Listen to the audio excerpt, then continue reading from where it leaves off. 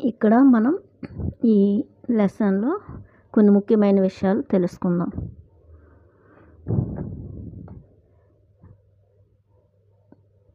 అక్కడ ఒక వృద్ధురాలు, ఒక కన్నపిల్ల ఉంటారు కదా. అప్పుడు ఆ వృద్ధురాలు ఏం చేస్తుంది, ఈయనకున్నటువంటి బట్టలన్నీ తీసేసి అమ్మాయికి, ఆ అమ్మాయి నగ్నంగా ఉంటుందంట, అమ్మాయికి ఇస్తుంది. ఇవి నువ్వు ఈ బట్టల్ని నువ్వు ధరించు అని చెప్పేసి.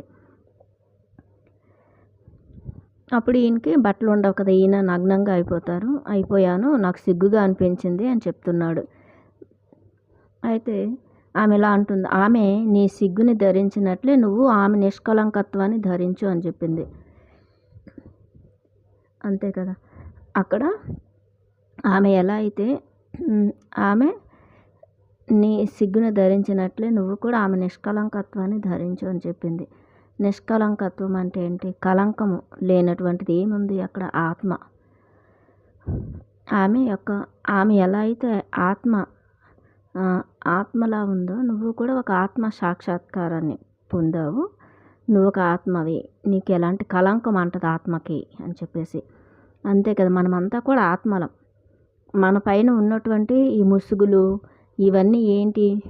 మన సంస్కారాలు, ఇంకా మన గుణాలు, వ్యామోహాలు, కోరికలు, ఇవే కదా మనం ఇవన్నీ ముసుగులు.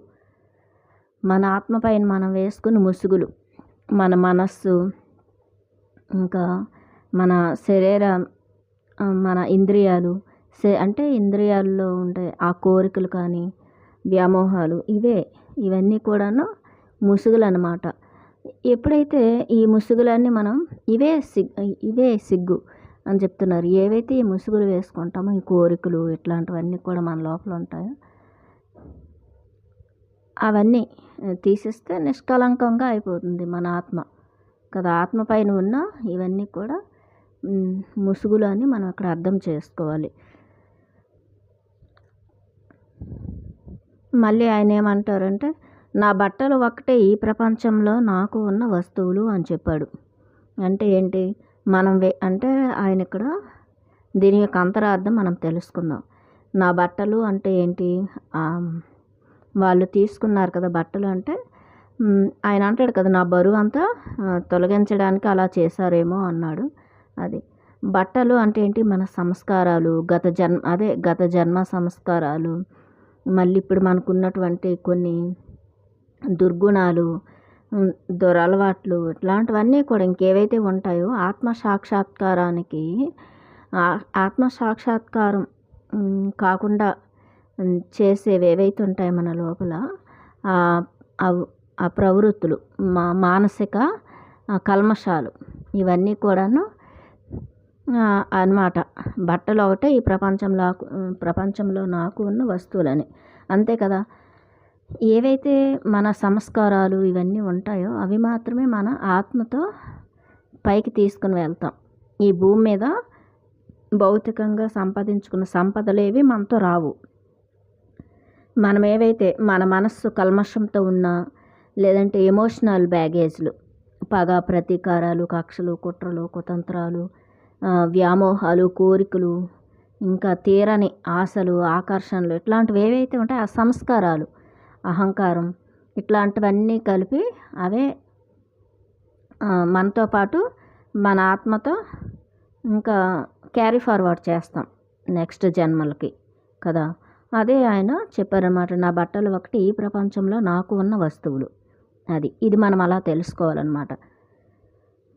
మన ఆత్మ సాక్షాత్కారం మనకు కావాలి అనుకుంటే, నేను ఆత్మను అనే అనుభవం మనకు కావాలి అనుకుంటే, ఈ యొక్క సంస్కారాలన్నింటినీ మనం ఒక్కొక్కటి క్లీన్ చేసుకుంటూ ఉండాలి. మన మనస్సును క్లీన్ చేసుకోవాలి, మన భావోద్వేగాల శరీరాన్ని క్లీన్ చేసుకోవాలి. చక్కగా మన శరీరంలో ఉన్నటువంటి మన ఇంద్రియాలని మన కంట్రోల్లో ఉంచుకోవాలి. ఇంద్రియ నిగ్రహం కావాలి కదా, ఇంద్రియ నిగ్రహం అనేది కావాలి. ఇవన్నీ కూడా మనం సాధన చెయ్యాలి. ధ్యానంతో పాటు ఇవన్నీ కూడా మన ఇంద్రియాలు కూడా మన కంట్రోల్లో ఉంచుకోవడం, ఎమోషనల్గా బ్యాలెన్స్డ్గా ఉండడం, మెంటల్లీ చాలా అంటే ఆలోచనలు, మిరాక్యులస్ థింకింగ్ అనేది చేయడం, ఇలాంటివన్నీ కూడా మనం చేయడం అలవాటు చేసుకోవాలి.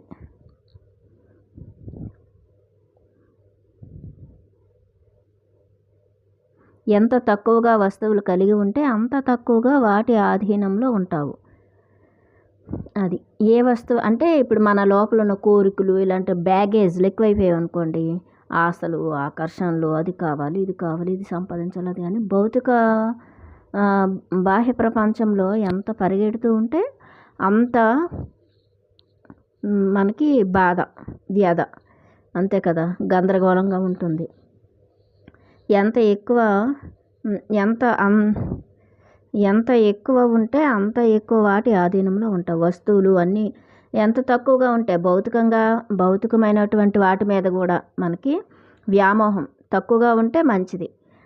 భౌతికమైన అంటే మనకేదో అవసరానికి మన అవసరాలు తీరిపోతే చాలు అన్నట్టుగా ఉంటూ ఎక్కువ ఆధ్యాత్మికంగా సాధన చేసుకుంటూ ఆధ్యాత్మిక జ్ఞానాన్ని, ఆత్మ జ్ఞానాన్ని ఎక్కువగా మనం సంపాదించుకుంటూ ఉంటే అప్పుడు మనకి ఈ గందరగోళాలు ఇలాంటివి ఏమీ ఉండవు. ఇంక ఈ దుఃఖాలు, బాధలు, వ్యాధులు ఏమీ ఉండవు.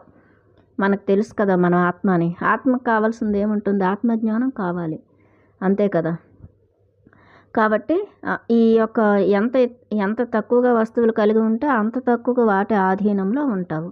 అది ఇప్పుడు మన లోపల ఉన్నటువంటి గుణాలు కావచ్చు, సంస్కారాలు కావచ్చు, అవన్నీ శుద్ధి చేసుకుంటే చిత్తం అంటే సంస్కారాలను శుద్ధి చేసుకోవడం, ఇంకా అహంకారాన్ని మనం తగ్గించుకుంటూ ఆధ్యాత్మిక అహంకారం కానీ ఇలాంటివి ఏమీ లేకుండా చక్కగా ఉంటే ప్రశాంతంగా ఉంటుందన్నమాట. అహంకారం కూడా ఒక బాధే మనిషికి.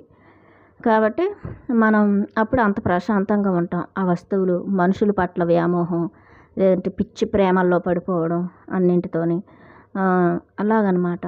కాబట్టి ఆత్మ ప్రేమికులుగా అయితే మంచిది. మన ఆత్మతో మనం ప్రేమలో పడితే ఇంకా మంచిది. ఆత్మ ప్రేమికులుగా మనం మారాలి. ఆ యొక్క అంటే వస్తువులతో కానీ ఇలాంటి వాటితో కాకుండా ఆత్మ ప్రేమికులుగా అయితే మంచిది అని చెప్తున్నారు. తక్కువ ఉంటే ఎక్కువ విలువ. అది ఇవన్నీ కూడా ఎంత తక్కువగా ఉంటే మనకి అంత ఆత్మ అనుభవం అనేది, ఆత్మానుభూతిని మనం అనుభవంలోకి వస్తుంది. చక్కగా మనకు విలువ అనేది పెరుగుతుంది అన్నమాట. ఆత్మజ్ఞానం పెరుగుతుంది. అంటే ఆ వృద్ధ స్త్రీ ఆ కన్నెపిల్లతో ఆవిడ అలా చెప్తుందనమాట. ఎంత తక్కువగా వస్తువులు కలిగి ఉంటే అంతే మంచిది ఇదని చెప్పేసి. అది మనలో అంటే ఇంకా హయ్యర్ స్టేట్కి మనం ఎదిగే కొద్దీ మనకున్నవన్నీ కూడా హాస్టల్ మాస్టర్స్ లాగా మనకి ఇదంతా వదిలిస్తూ ఉంటారనమాట. ఈ ముసుగులన్నీ తీసేస్తూ ఉంటారు మన మీద నుంచి. మనం మనకు ఒక సంకల్పం ఉండాలి కదా, నేను ఎదగాలి, ఆధ్యాత్మికంగా ముందుకు వెళ్ళాలి, పురోగమనం వైపు వెళ్ళాలి, ఏకత్వంలోకి వెళ్ళాలి అని చెప్పేసి. అప్పుడు ఎప్పుడైతే మనం అలా సంకల్పం చేసుకుంటామో ఇలా హాస్టల్ మాస్టర్స్ మనకి ఒక్కొక్క స్టేజ్లో అలాగా మనకి అలా హెల్ప్ చేస్తూ ఉంటారు. అదృష్టం ఎలా సమకూరుస్తుందో చూసావా ప్రియా అని చెప్తారు. అదృష్టం గురించి ఎప్పుడూ నిరాశ చెందకు అని చెప్పేసి. మనం ఎప్పుడైతే ఆధ్యాత్మికంగా ఎదగాలని అనుకుంటూ ఉంటామో అప్పుడు మన అదృష్టం, దురదృష్టం అనేవి ఏమి ఉండవు అని తెలుసుకుంటాం కదా. ఆ అదృష్టం కూడాను అంటే మన ఆత్మవిశ్వాసంతో, మన నమ్మకంతో, మన ఆత్మ పైన మనకు విశ్వాసం ఉండాలి, మన ఆత్మ పైన మనకు నమ్మకం ఉండాలి. మనం వెళ్ళే దారి చాలా అద్భుతమైన దారి, సత్యం దారిలో మనం వెళ్తున్నాం. సత్యంతో ప్రయాణం చేస్తున్నాం కదా. కాబట్టి మనకి అంత మంచి జరుగుతుంది అనేది మనకి ఒక నమ్మకం అనేది ఉండాలి. కర్ర లేని వాళ్ళు అదృష్టవంతులు, వారు తడబడారు అని చెప్పారు. కర్ర అంటే ఏంటి? ఒక ఇదనమాట, బ్యాలెన్స్. అంటే కర్ర అంటే మనకి ఒక ఊత అనేది ఉండాలి కదా. ఆ ప్రయాణం చేసేటప్పుడు, ఆ కొండను అధిరోహించేటప్పుడు కర్ర పట్టుకున్నారని చెప్పి అలాగా మనం కూడా ఆధ్యాత్మికంగా ముందుకు వెళ్ళేటప్పుడు కొంత మనం గురువుల మీద, ఇంకా హాస్టల్ మాస్టర్స్ పైన, ఏంజల్స్ పైన, అన్నింటిపైన మనం ఆధారపడుతూ ఉంటాం కదా. ఇంకా ఈ ఆధారాలన్నీ వదిలేయొచ్చు. ఇంక ఒకానొక టైంలో ఇంకా ఒక స్టేజ్‌లో ఇవేవి ఇంకా అవసరం లేదనిపిస్తుంది. ప్రశాంతంగా, మౌనంగా, హాయిగా ఉండాలనిపిస్తుంది. ఇన్నర్‌తో కనెక్ట్ అయ్యి హాయిగా ఉండాలనిపిస్తుందనమాట అది. ఇల్లు లేని వాళ్ళు అదృష్టవంతులు. ఇల్లు అంటే ఏంటి? ఈ భౌతికమైనటువంటి ఇల్లులు కానీ, లేదంటే ఇలాగ దేనితోనైనా సరే ఇది నాది, ఇది నా భూమి, లేకపోతే ఇది నా ఇల్లు, ఇది నా వస్తువు, లేదంటే ఇది నా శరీరము, ఇలాంటి ఆలోచనలు కూడా ఇదే శాశ్వతం ఇదంతా అని, లేదంటే ఈ భూమి మీద ఇంకా నేను శాశ్వతంగా ఉంటాను, లేదంటే ఈ భూమే నాకు శాశ్వతమైన ఇంకేమీ లేవు, ఎక్కడ జీవరాశే లేదు, ఇక్కడ ఈ భూమి మీద మాత్రమే మనుషులు ఉన్నారు, ఇంకెక్కడ ఎవరూ లేరు అనేటువంటి ఇది ఉందనుకోండి ఆలోచన, వాళ్ళు చాలా దురదృష్టవంతులు. కానీ ఎవరైతే ఇల్లు లేని వాళ్ళు ఉంటారో వాళ్ళు అదృష్టవంతులు అని చెప్తున్నారు. ఇల్లు లేని వాళ్ళు అంటే ఈ భూమికి నేను చెందిన దాన్ని కాదు, ఇది నాకు శాశ్వతం కాదు, అంతే కదా. మరణం అనేది ఎప్పుడైనా వస్తుంది. ఈ శరీరం కూడా నాది కాదు. అది ఎంతవరకు మనం ఇక్కడ ఎంతవరకు అయితే ఆత్మ తన యొక్క ప్రణాళికలోని తను ఇక్కడ ఎంతవరకు ఉండాలనుకుంటుంది, ఎంతవరకు ఇక్కడ ఈ జ్ఞానాన్ని నేర్చుకోవాలి, మన కర్మపాఠాలు, ఆత్మానుభవాలు, ఆత్మపాఠాలు అన్నీ అయిపోయిన తర్వాత మనం ఏదో ఒక రోజు భూమిని విడిచిపెట్టి వెళ్ళిపోవాల్సి వస్తుంది కదా. అలా అనమాట. అలా మనం ఆ యొక్క అవగాహన అనేది మనకు రావాలి, అర్థం చేసుకోవాలి మనం. అది ఈ శరీరమే నాకు శాశ్వతం, లేదంటే ఈ భూమి నాకు శాశ్వతం, లేదంటే ఈ ఇల్లు నాకు శాశ్వతం, లేదా ఈ ఊరు నాకు శాశ్వతం, ఇలాంటివన్నీ ఉంటాయి కదా ఆలోచనలు. అజ్ఞానం అది. కాబట్టి జ్ఞానంతో కూడిన ఆలోచన ఏంటి?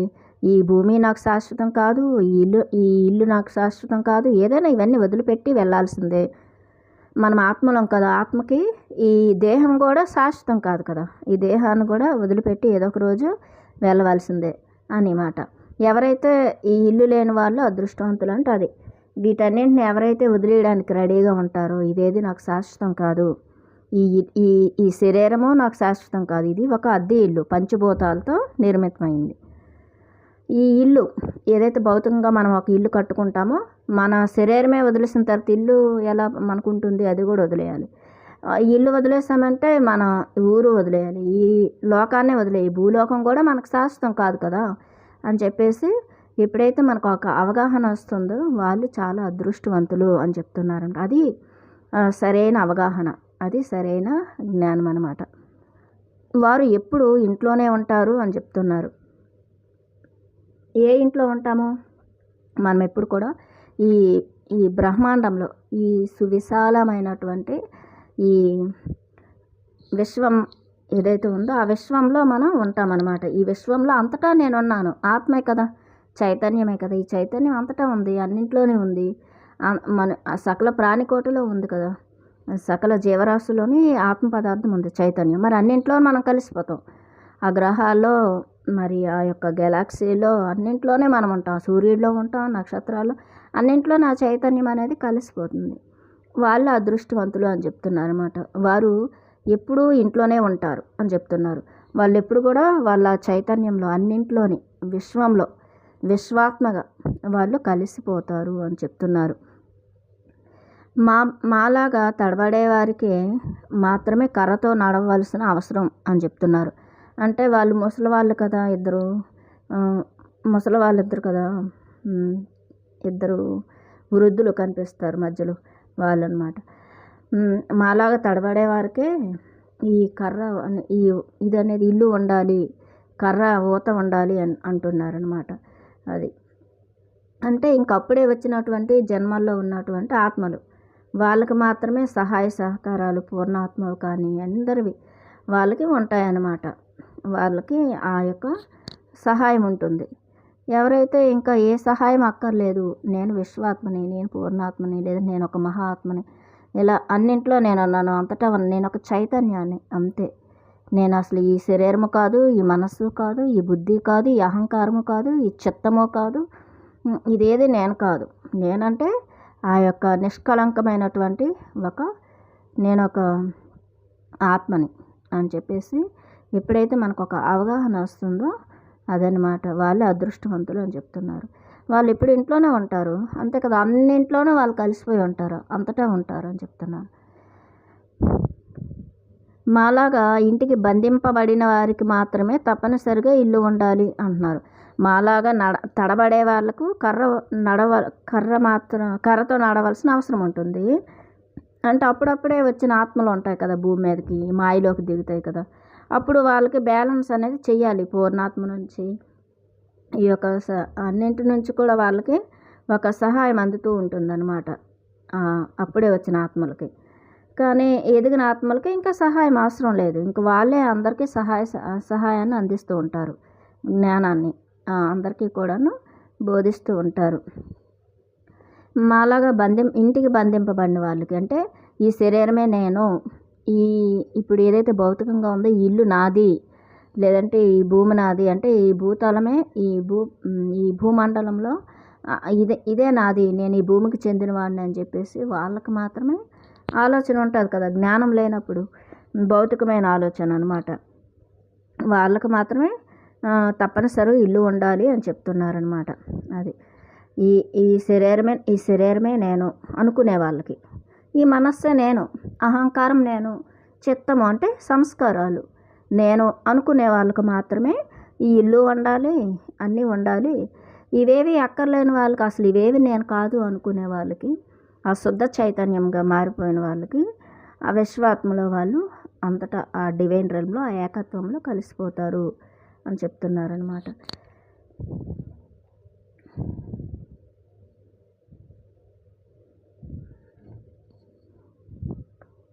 నిజమైన ఉత్తములు ఎప్పుడు వినమ్రులే అని చెప్తున్నారు. ఉత్తమ ఆత్మలు ఎప్పుడు కూడా వినమ్రతతో ఉంటారన్నమాట. ఎందుకంటే ఒక అవగాహనతో ఇక్కడ ఏం జరుగుతున్నా వాళ్ళకి అన్నీ తెలుసు కాబట్టి. ఇక్కడ జరుగుతున్న ఈ ఆట ఏదైతే ఉంది, గేమ్, ఈ భూమి మీద జరుగుతున్న ఆత్మల మధ్య జరుగుతున్న ఈ గేమ్ అంతా ఉత్తమ ఆత్మలకి తెలుస్తుంది కదా. కాబట్టి వాళ్ళు వినమ్రులే, వాళ్ళు ప్రశాంతంగా ఉంటారు, వినయంగా ఉంటారు అని చెప్తున్నారు. వడివేగం గలవారు పని పూర్తి చేయడానికి ఎక్కువ కాలం తీసుకునేవారే. వడివేడిగా అడుగులు వేసేవాళ్ళు, వాళ్ళు ఎక్కువ జన్మలు తీసుకుంటారు, వాళ్ళు ఎక్కువగా ఈ కర్మల్లో చిక్కుకుంటారు, ఎక్కువ మాయకి లోబడుతూ ఉంటారు. కాబట్టి ఎక్కువ జన్మలు తీసుకోవలసి ఉంటుంది కదా. అది వాళ్ళు తొందరగా నేర్చుకోరనమాట ఆత్మపాఠాలు. కొంతమంది ఉత్తములు అంటే ఎవరు? వాళ్ళు తొందరగా ఆత్మపాఠాలు ఇవన్నీ నేర్చుకుని తొందరగా ఆత్మ సాక్షాత్కారం పొందిన వాళ్ళు. అతి సున్నితత్వం ఉన్నవారు చైతన్య రహితులే. అతి సున్నితత్వం అంటే ప్రతిదానికి రియాక్ట్ అయిపోవడం అనమాట. ఈ ప్రతిదానికి రియాక్ట్ అయిపోవడం, అహంకారం ఎక్కువగా ఉంటుంది, ఎక్కువ సంస్కారాలు ఉంటాయి, ఎక్కువగా ఈ అంటే అశుద్ధమైన ఆలోచనలు ఇట్లాంటివన్నీ ఉంటాయి అన్నమాట. ఆ సున్నితత్వం ఉన్న వాళ్ళకి నన్నే అంటావా, నన్నే ఇలా చేస్తారా అన్నట్టు, అది సున్నితత్వం అనమాట, రియాక్షన్. కానీ ఏదొచ్చినా, ఎంత కొండంత కష్టం వచ్చినా సరేలే, ఇక్కడ నుంచి నేను పాఠాలు నేర్చుకుంటాను, ఇక నుంచి నేను ఆ తప్పు చేయను, జాగ్రత్తగా ఉంటాను అంటే ఆ పాఠం నుంచి మనం ఆ యొక్క సంఘటన నుంచి పాఠం నేర్చుకుంటాం, ఆ మనుషుల నుంచి పాఠాలు నేర్చుకుంటాం. ఈ సున్నితత్వం ఉన్న వాళ్ళు ఏం చేస్తారంటే అదే మనుషులతో మళ్ళీ గొడవలు పడుతూ వాళ్ళ మీద పగ ప్రతీకారాలు పెంచుకొని ఇంకా కర్మని ఇంకా పెంచుకుంటారు, వాళ్ళని తీర్పులు చెప్తూ నేను రైటు నువ్వు తప్పు అని చెప్తూ. అప్పుడు వాళ్ళు ఇంకా కర్మ బంధంలో చిక్కుకుపోతుంటారు. అది ఏది జరిగినా కానీ అక్కడి నుంచి ఒక పాఠం నేర్చుకుని అక్కడి నుంచి మనం అవగాహనతో తప్పించుకోవాలి, అంతే తప్ప ఈ సున్నితత్వం ఉన్నవారు చైతన్య రహితులు. వీళ్ళలోని అసలు శక్తి అనేది ఉండదు అనమాట. శక్తి లేకపోవడం వల్ల ప్రతి దాంతో రియాక్ట్ అవుతుంటారనమాట. వాళ్ళని ఎవరైనా మోసం చేయొచ్చు, వాళ్ళని ఎవరైనా ఈజీగా కోపం తెప్పించవచ్చు, వీళ్ళని ఎవరైనా సరే ఏదైనా వాడుకోవచ్చు అనమాట. అంత సున్నితంగా ఉంటారు. వీళ్ళకి ఏమీ అవగాహన అనేది ఉండదు, అర్థం చేసుకునే శక్తి తక్కువగా ఉంటుంది, మనస్సు ఎక్కువగా పనిచేస్తుంది. అది అనర్గళంగా మాట్లాడేవారు మాట్లాడలేని వారే అని చెప్తున్నారు. ఏదైతే అసత్యాన్ని, అబద్ధాన్ని ఇవన్నీ ఎక్కువగా మాట్లాడుతుంటారో వాళ్ళకి అసలు సరైన మాటలు అసలు రావట్లేదు వాళ్ళ లోపల నుంచి, అది సరికాని మాటలు అని చెప్తున్నారు. ఆటు పోటు కలిపితే ఒక అల అని చెప్తున్నారు. ఆటు పోటు అంటే మనం ఏదైతే ఇప్పుడు ఆటు పోటు అంటే కష్టము, బాధ, వ్యధ మనకి ఏవైనా వచ్చాయనుకోండి, కష్టము, నష్టము, లేదంటే దుఃఖము ఇట్లాంటివన్నీ వచ్చినప్పుడు ఏమవుతుంది, మనం చాలా లో ఫ్రీక్వెన్సీకి దిగిపోతాం కదా, దుఃఖంలోనే కూరుకుపోతాం. అరే నాకు ఎందుకు ఇలా అయింది, ఏంటి ఇది అని. కానీ అది అర్థం చేసుకొని దాన్ని చక్కగా పాఠం నేర్చుకుని దాని నుంచి చాలా చక్కటి అవగాహనతో ప్రశాంతంగా మనం ఆ టైంలో కూడా చక్కగా సాధన చేసుకుంటూ చక్కటి బుక్స్ చదువుకుంటూ దాన్ని చక్కగా ఎదుర్కొంటే కనుక అప్పుడు మన ఫ్రీక్వెన్సీ అనేది పెరుగుతుంది. అది మన అవగాహన స్థాయి పెరుగుతుంది అన్నమాట. ఆ కష్టాల్లోని నష్టాల్లోని ఆటుపోటుల్లోనే మన అలా అంటే అక్కడ ఒక ఫ్రీక్వెన్సీ పెరుగుతుంది మనకి. అక్కడ నేర్చుకుంటాం పాఠాలు. అది దారి చూపించేవారు లేని వారికి తప్పకుండా మార్గదర్శి ఉంటాడు అని చెప్తున్నారు. ఇక్కడ ఎవరు కూడా ఒంటరి వాళ్ళు అయిన వాళ్ళు ఎవరు కారు. ఇక్కడ అందరికీ కూడాను అన్నీ ఇక్కడ అందరికీ సహాయ సహకారాలు అందుతూ ఉంటాయి అన్నమాట. ప్రతి ఒక్క ఆత్మకి వాళ్ళ యొక్క పూర్ణాత్మ నుంచి ఆ సహాయం అందుతూ ఉంటుంది. అతి విశిష్టమైనది అతి స్వల్పమైనది అని చెప్తున్నారు. ఈ భౌతికతలో ఏదైతే గొప్పది అంటామో అది ఆధ్యాత్మికతలోకి వచ్చేసరికి దానికి అంత విలువేమి ఉండదు. ఇప్పుడు డబ్బు గొప్పదే అని చెప్పేసి డబ్బు కోట్లు సంపాదించాలి, లేదంటే ఇంకొకరి కంటే నేను గొప్పగా ఉండాలి ఎలా అని ఒక టార్గెట్ పెట్టుకున్నారనుకోండి, దానికి అది చాలా స్వల్పమైనది. ఆధ్యాత్మికంగా జ్ఞానం అంటే ఆత్మను అన్వేషించాలి, లేదంటే ఆత్మజ్ఞానం సంపాదించుకోవాలి, నేను ఆత్మగా జీవించాలి, నేను ఒక శుద్ధ చైతన్యం అని చెప్పేసి అలా ఆ డివినిటీని సంపాదించుకోవాలనుకునేది గొప్పది. కానీ డబ్బే సంపాదించాలి, డబ్బుతోనే అందరూ విలువిస్తారు అని చెప్పేసి ఏదైతే ఊహించుకుంటున్నారో అది స్వల్పమైనది అన్నమాట. కానీ అది ఇక్కడ భౌతికతలో అది విశిష్టమైనది అయి ఉండొచ్చు, కానీ ఇక్కడ ఆంతరంగిక ప్రపంచానికి అది పనికిరాదు. ఇప్పుడు పైలోకాలకు కూడా వెళ్ళేటప్పుడు చచ్చిపోయిన వాళ్ళంతా డబ్బు తీసుకువెళ్ళట్లేదు కదా. అది తనది అంతా ఇచ్చిన వాడికి అంతా ఉంటుంది అని చెప్తున్నారు. తనది అంతా ఇచ్చిన వాడికి అంతా ఉంటుంది. మన టైము, మన జ్ఞానము, మన యొక్క శక్తిని అంతా కూడా ఏదైతే మనం ఉపయోగిస్తామో, అందరికీ ఈ జ్ఞానాన్ని బోధిస్తూ ఉంటామో వాడు ఇచ్చిన వాడికి అంతా ఉంటుంది అంటున్నారు. వాళ్ళకి ఇంకా పెరుగుతూ ఉంటుందన్న, పంచుకుంటే పెంచబడుతుంది ఏదైనా జ్ఞానమైనా ఏదైనా కానీ. తర్వాత శూన్యపు ఒడిలో లోతైనది, శూన్యపు ఒడి లోతైనది మెత్తనది అని చెప్పారు. శూన్యం ఏదైతే ఆ శూన్యం ఉందో అక్కడ పరిపూర్ణమైనటువంటి ఆ శూన్యం అంటాం, ఆ సంపూర్ణమైన శూన్యం. ఆ శూన్యంలో ఆ వాయిడ్ అంటాం కదా, ఆ వాయిడ్లో లోతైనది మెత్తనది అని చెప్తున్నారు అన్నమాట. చాలా ఆ శూన్యం నుంచే ఇదంతా కూడా సృష్టి అనేది వచ్చింది కదా. ఈ సృష్టి అంతా కూడా ఆ శూన్యం నుంచి వచ్చింది. ఈ సృష్టిలో శూన్యమే ఉంది, మనందరిలో కూడా శూన్యమే ఉంది అని చెప్తారు. ఆ పదార్థం అనేది చాలా తక్కువ పర్సంటేజ్, 99.9999% శూన్యమే అని చెప్తారు. అది అలా శక్తే కాబట్టి ఆ శక్తి అనేది శూన్యం ఒడి లోతైనది మెత్తనది, అదొక శక్తి అనమాట. అక్కడ ఒక ఎనర్జీ ఉంది, అక్కడ ఒక ప్రేమ, బ్రహ్మానందం, అక్కడ ఆ కాంతి అనేది ఉంది. ఆ శూన్యంలోనే అంతా ఉంది. ఆ శూన్యం నుంచి ఇదంతా సృష్టించబడింది, ఇదంతా మళ్ళీ శూన్యంలోనే కలిసిపోతుంది.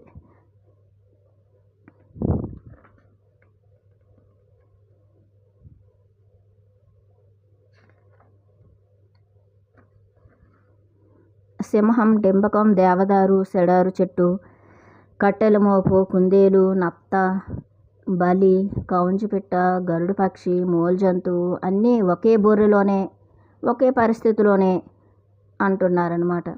అంటే ఏంటి, ఎలాగైతే ఆ శూన్యం నుంచే ఇదంతా ఈ గ్రహాలు, ఉపగ్రహాలు, గెలాక్సీలు, ఇంకా ఈ సూర్యుళ్ళు ఇవన్నీ కూడాను ఆ యొక్క శూన్యం నుంచే వచ్చాయి. మళ్ళీ ఇవన్నీ కూడా అందులో ఉన్నాయి. ఈ అన్నింటిలోనే ఆ శూన్యం ఉంది, అది అన్నీ అందులోనే ఉన్నాయి అని చెప్తున్నారనమాట. ఇదంతా కూడా ఒక కొంకి, ఒక ఎర, చావు ఒక్కటే నష్టాన్ని పూరించగలదు అని చెప్తున్నారు. చావు ఒక్కటే నష్టాన్ని పూరించగలదు.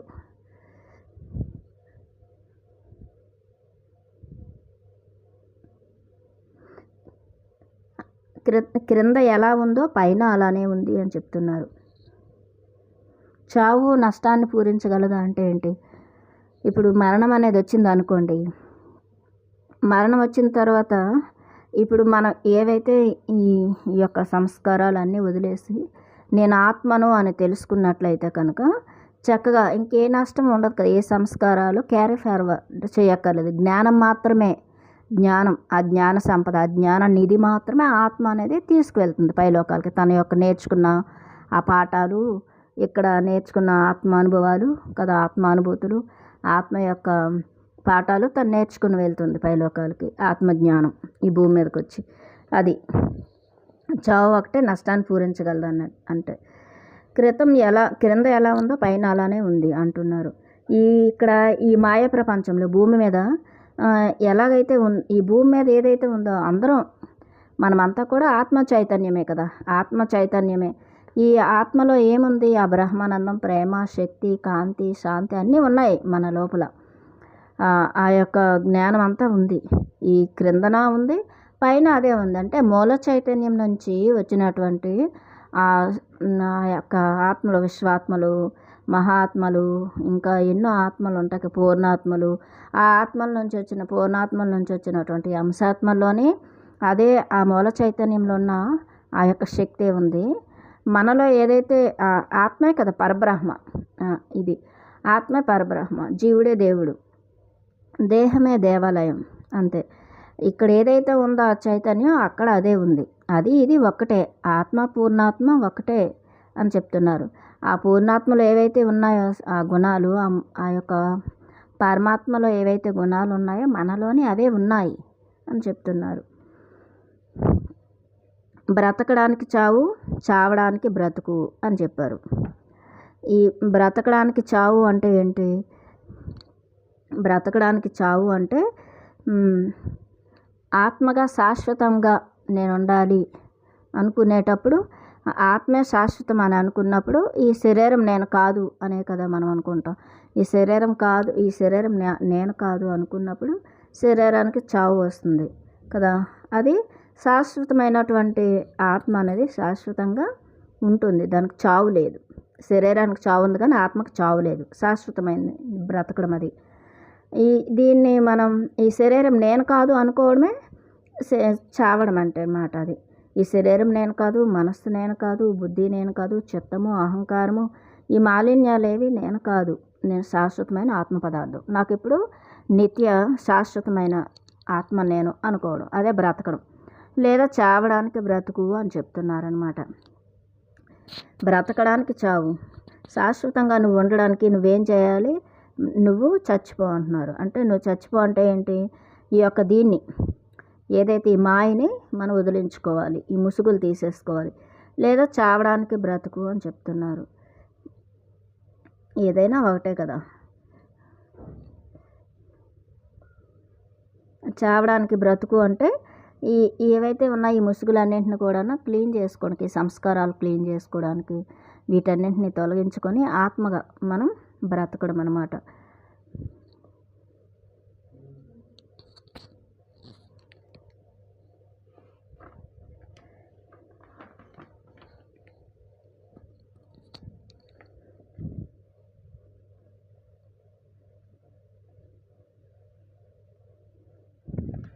ఇక్కడ మన మిర్దాద్ అంటే ఆత్మ, మరి సమాధం అంటే ఎవరు?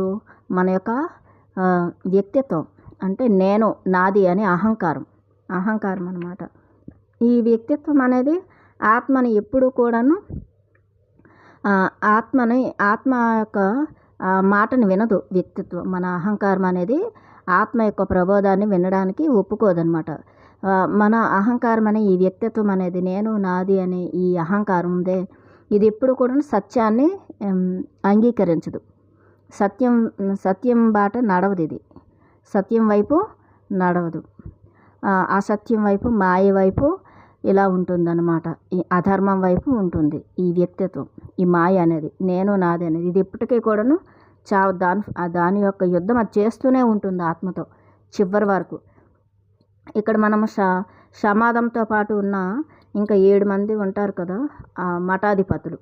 వాళ్ళందరూ కూడాను ఈయనకి మిర్దాది యొక్క ప్రబోధాలకి, ఆయన చేసే సేవలకి వాళ్ళు ఆయన వైపు వెళ్ళిపోతారనమాట.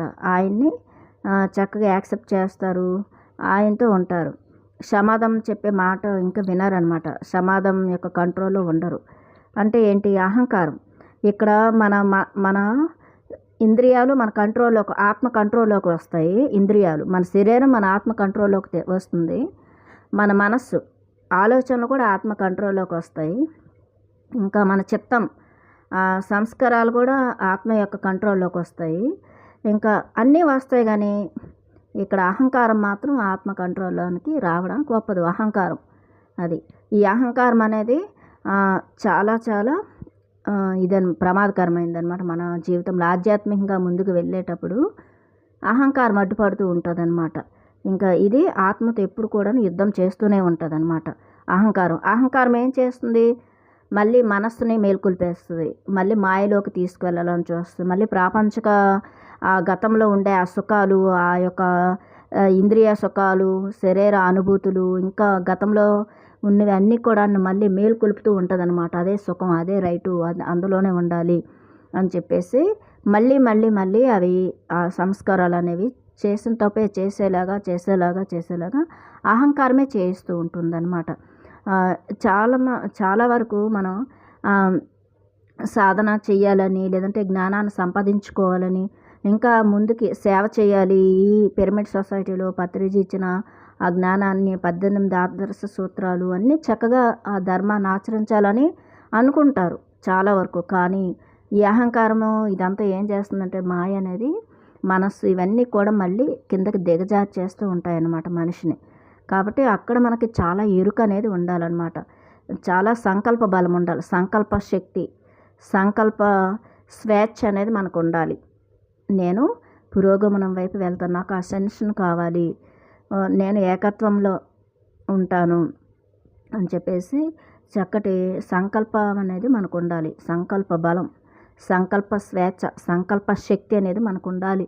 అప్పుడే మనం ఏదైనా ఆధ్యాత్మికంగా మనం చక్కగా ఇక్కడ ఈ సేవలు చేయాలన్నా, ఒక పిరమిడ్ కట్టించాలన్నా, అందరికీ జ్ఞానాన్ని బోధించాలన్నా, ఆ సత్యం వైపు మనం నడుస్తూ అందరినీ నడిపించాలన్నా, మన ఆత్మ సాక్షాత్కారం మనం పొంది అందరికీ కూడా ఆత్మ సాక్షాత్కారాన్ని అనుభవం ఇవ్వాలన్నా, ఇదంతా కూడా మనకు చాలా సంకల్పం అనేది, సంకల్ప బలం, సంకల్ప శక్తి, సంకల్ప శుద్ధి ఇవన్నీ చాలా ఉండాలన్నమాట.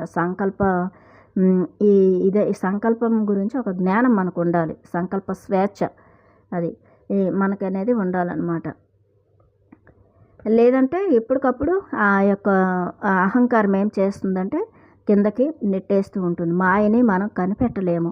మనం ఎంతో మాయలోకి వెళ్ళిపోతుంటాం. ఇంకొకరి చెప్పారు కదా ఇక్కడ, ఈ అన్నెన్నో ఈ మాయ, ఈ సంస్కారాలు, ఈ బంధాలు, బరువులు, బాధ్యతలని వీటిలో చిక్కుకుపోవడం, లేదంటే ఈ దేహమే నేను అనుకోవడం, లేదంటే ఈ యొక్క ఇల్లు నాది, లేదంటే ఈ పిల్లలు నాది, వీళ్ళందరినీ మనం నాది అనుకోవడం అనమాట. అదే అహంకారం.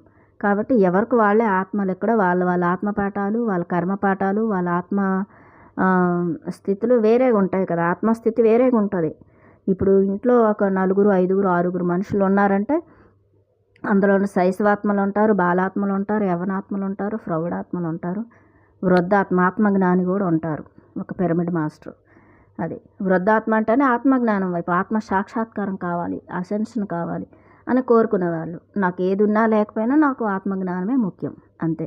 ఈ మాయ అనేది నాకు సంబంధం లేదు, ఈ ఆటతో నాకు సంబంధం లేదు, ఈ భౌతిక ప్రపంచంలో ఏదైతే జరుగుతుందో అదంతా గేమ్ నాకు సంబంధం లేదు, ఆ ఆటతో నాకు ఏంటి పని, అంతే కదా. నా ఆత్మే నాకు ముఖ్యం, నా జ్ఞానమే నాకు ముఖ్యమని ప్రశాంతంగా వినమ్రతతో ఉత్తమ ఆత్మగా వాళ్ళు ఎదుగుతూ ఉంటారనమాట. వీళ్ళే ఉత్తములు అంటే. మరి ఈ సెన్సిటివ్గా ఉండే ఆత్మలు, సున్నితత్వం కలవాలి, చైతన్య రహితులు అంటారు. అంటే వీళ్ళు శైశవాత్మలు, బాలాత్మలు, యవ్వనాత్మలు వీళ్ళంతా కూడా వేరొకరి కంట్రోల్లోకి వెళ్ళిపోతారు. సమాజం సోషల్ కండిషనింగ్లోనే ఉంటారు, మూఢనమ్మకాల్లోకి వెళ్తారు, నమ్మకాల వ్యవస్థలు, లేదంటే ఆ తల్లిదండ్రులు వాళ్ళని ఎలా కంట్రోల్ చేస్తే అలా ఉంటారు, ఇదంతా. కానీ ఒక ఆత్మజ్ఞాని తన ఆత్మను ఎవరైతే వాళ్ళు పట్టుకుంటారో, ఆ సెల్ఫ్ గైడెన్స్, అంటే ఆత్మ బోధ ఎవరైతే వింటారో, ఇంట్యూషన్ ఆ యొక్క హృదయం నుంచి వచ్చే ఆ బోధన ఎవరైతే వింటారో వీళ్ళు మాత్రం స్ట్రాంగ్గా ఉంటారు. ఎవరి కంట్రోల్లోకి వెళ్ళరు. ఎవరైనా మనల్ని కంట్రోల్ చేస్తున్నారా, మ్యానిపులేషన్ చేస్తున్నారా, మోసం చేయడానికి రెడీగా ఉన్నారా అన్నప్పుడు తెలిసిపోతూ ఉంటుందన్నమాట. మనకి వాళ్ళ యొక్క లోపల వాళ్ళ ఉద్దేశ్యం అదంతా మనకు తెలుస్తుంది. మన ఇంట్యూషన్ మనకు పనిచేస్తుంది కాబట్టి ఆ మనిషి యొక్క అంతా మనం వాళ్ళ ఆరాలో ఉండే వాళ్ళ లోపల ఉండే ఉద్దేశం అంతా కూడా మనం సెన్స్ చేయగలుగుతాం అనమాట. ఫీల్ అయిపోతాం, ఫీల్ అవ్వగలుగుతాము. అప్పుడు మనం వాళ్ళకి చెప్పాల్సిన బుద్ధి చెప్పి జ్ఞానము ఇది ఇచ్చి ఇదైతేనే నాతో నీకు ఫ్రెండ్షిప్ అయినా ఏదైనా కుదురుతుంది, లేదంటే నీకు నాకు సంబంధం లేదు, నీ గేమ్ నీదే నా గేమ్ నాదని ఇలా ఉండగలుగుతారనమాట ఈ జ్ఞానం ఉన్నవాళ్ళు. ఈ యొక్క హృదయం పనిచేస్తే, మన హృదయాన్ని మనం వినగలిగితే, ఇంట్యూషన్ పనిచేస్తే ఇలా ఉంటాం. ఆ మోసగాళ్ళని వాళ్ళని కనిపెట్టేస్తాం. వాళ్ళ నుంచి ఎలాంటి మోసం మనం పోము. మనకి చక్కగా ఏదైనా సరే నేను ఎన్నోసార్లు ఇలాగా చక్కగా బయటపడేదాన్ని అనమాట. అది ఎందుకంటే మనకి ఎక్కడ కూడా ఎలాంటి మోసము జరగదు, మోసం చేయలేరు. అది ఎవరిని చేయగలుగుతుంటే ఆ సెన్సిటివ్గా ఉన్న వాళ్ళని అందరూ వాళ్ళ మైండ్ని కంట్రోల్ చేసుకుని వాళ్ళకు నచ్చినట్లు వాడుతూ ఉంటారన్నమాట మనుషులు. ఇక్కడ ప్రతి ఒక్కరికి కూడా స్వార్థం ఉంటుంది. ప్రతి మనిషికి కూడా వాళ్ళ లోపల ఒక ఉద్దేశం వేరే ఉంటుంది. స్వార్థం, వాడి కోసమని పక్కోడిని అలా వాడుకోవడం, వాళ్ళ కోసం అన్ని విధాల వాళ్ళని మ్యానిపులేషన్ చేస్తూ మెంటల్గా ఎమోషనల్గా వాళ్ళు అలాగా ఒక గేమ్ లాగా ఆడుతుంటారు మనుషులతో. అదొక ఇదనమాట. అదొక సైకో మెంటాలిటీ ఉన్నవాళ్ళు ఉంటారు. కాబట్టి జాగ్రత్తగా మనం ఇక్కడ ఉండాలి. ఎప్పుడైతే మనం ఇలాంటి గ్రంథాలు చదువుకుంటూ ఉంటామో మనకెంతో ఆత్మజ్ఞానం, సముద్రం అంత జ్ఞానం ఉంటుంది ఒక్కొక్క గ్రంథంలో. ఎంతో ఆత్మబోధ, ఎంత ఆత్మజ్ఞానం ఒక్కొక్క గ్రంథంలో ఉంటుంది. మనం ఆలోచిస్తూ ఉంటే ఆ జ్ఞానం మనకు అలాగా మన అంతరాత్మ నుంచే మనకి దాని యొక్క వివరణ అనేది వచ్చేస్తూ ఉంటుందన్నమాట. నేను ఎప్పుడు అలాగే ఏదో పని చేస్తూ ఒక కాన్సెప్ట్ని బుర్రలో పెట్టుకుంటాను, దీని అర్థం ఏంటని. అప్పుడు నా లోపల నుంచి నాకు అదంతా వస్తూ ఉంటుందన్నమాట ఆ జ్ఞానం. అది కాబట్టి ఎప్పుడు కూడా అంత ప్యూరిటీగా మనం ఉండాలి. మన శరీరాలు, మన ఇంద్రియాలు అన్నీ కూడా మన కంట్రోల్లో ఉండాలి.